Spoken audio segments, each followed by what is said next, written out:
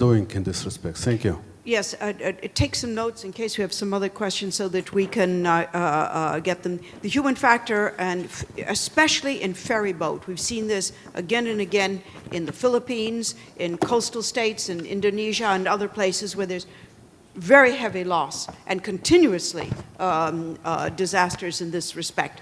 Combination of human error and weather, or perhaps the two together, are very often because the weather forecast doesn't always get, or they don't want to listen, or they go on anyway.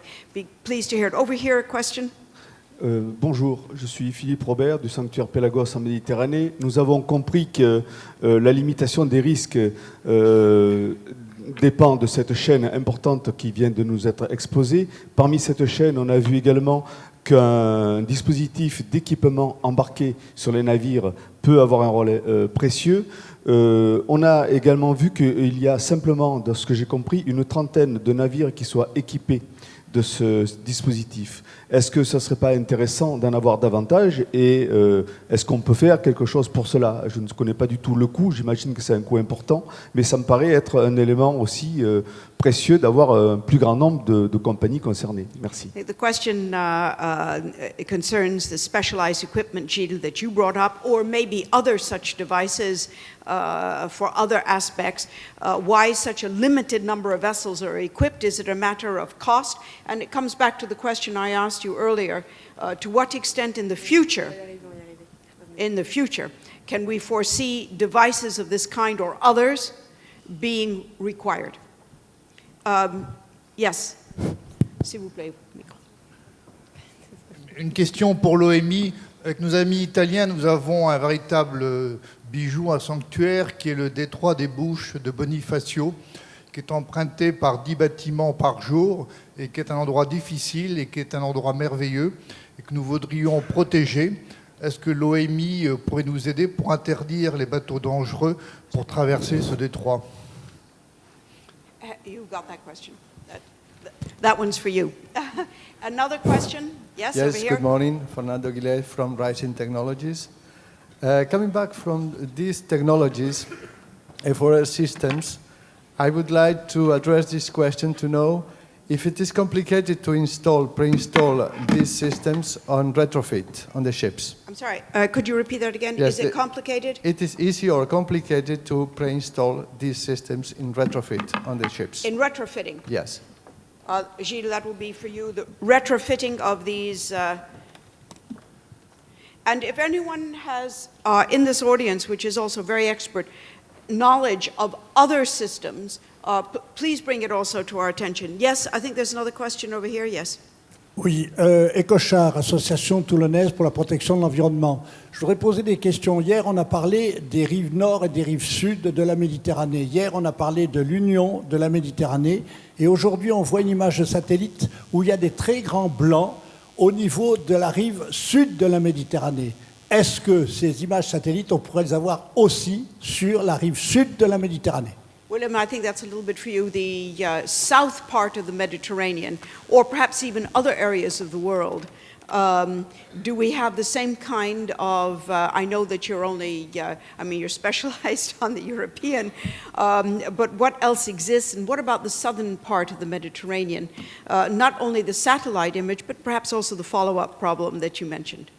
Other questions? Yes, please go ahead. Good morning. I'm Mari Best, Associate Director of Science for Neptune Canada, which is a marine cabled observatory.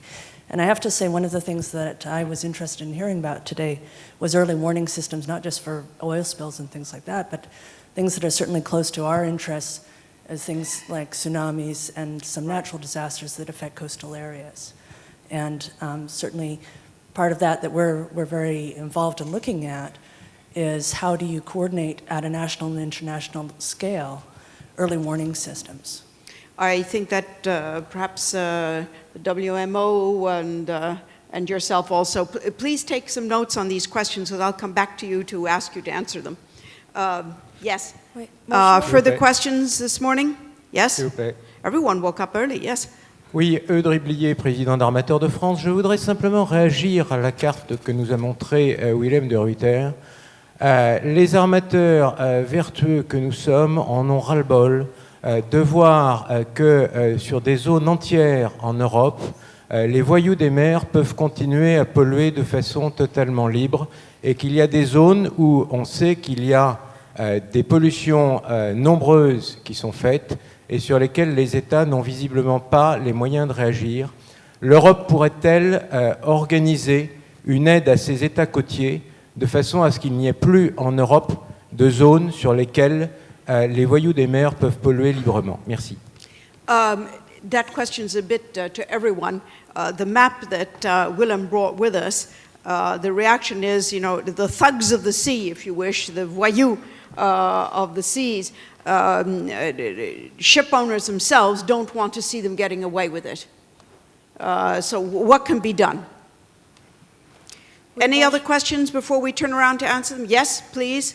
Oui, bonjour, Antilia Torres, Surfrider Fondation Europe. Est-ce que, de façon générale, une meilleure prévention passerait pas par la lutte contre les pavillons de complaisance, notamment les registres bis en Europe? Et est-ce que, du coup, en ne ratifiant pas le paquet RICA, les directives état de pavillon, seulement à minima, on n'a pas loupé le coche d'une certaine façon cette fois-ci encore? Flags of convenience question, yes. And whether that can result. And we take one more. Oui, bonjour, Yannick Morisseau, vice-présidente du Conseil régional de Bretagne. On a abordé le facteur humain tout à l'heure et on a parlé de la formation. Je pense que dans le facteur humain, il y a aussi d'autres éléments, notamment les conditions de travail et les conditions dans lesquelles les personnes ont été recrutées. Il y a souvent, on l'a vu dans le cadre de l'ERICA, l'équipage venait de prendre le navire juste quelques heures avant. Donc ce n'était pas forcément un facteur favorable. Il y a une grande précarité en fait à bord de certains navires.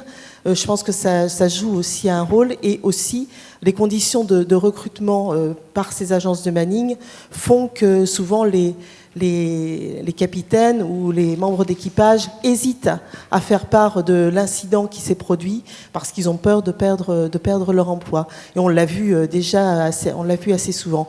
Donc la question était au niveau du facteur humain, de la même manière que l'on contrôle les bateaux, il y a des systèmes de contrôle des navires, ne devrait-on pas aussi avoir un système de contrôle des agences de manning et de la manière dont les gens sont recrutés? Thank you very much. That question dealt again to expand on the human factor, and this is in the conditions of work, the training, the preparedness of crew, the way in which they are recruited.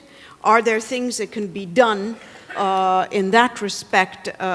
Particularly sometimes, I suppose the lady was referring to what we might say in English, dodgy ways in which recruitment is carried out, and reluctant sometimes of masters, therefore, to bring that into any kind of monitoring or surveillance. Is there something that can be done in that respect? So this is a big panoply of questions, and each of you, I think, can pick up on one or two of these. So what we'll do in our time remaining is to pick up on these questions and at the same time perhaps bring in any other issues that these inspire in you. Go ahead and begin, Stefan. Yeah, I'll try and address the issue of Can you hold the microphone close to you? There's the Bonifacio also, right. yes. There's the Bonifacio issue, but there's also the issue of the human element, which I'd like to address. Right, please, first. go right ahead. I think that the issue of the human element in shipping is a very complex and multidimensional issue. From IMO's perspective, this actually came to the fore in 1978 when the Convention for Standards of Training, Certification and Watchkeeping was adopted. This was before that, everything was left to the governments, and in 1978, when the convention was discussed and adopted, it was the first time that we had basic requirements on training, certificates, and watchkeeping for seafarers. And this was agreed at the international level. So we had a sort of harmonized, standardized system of how we do business. This again was revised because they showed that there were some issues that still needed adjusting. And whereas before the emphasis was made on training, when we did the amendments at IMO, you had to also, the emphasis was demonstrating a certain amount of competence rather than just being able to give training.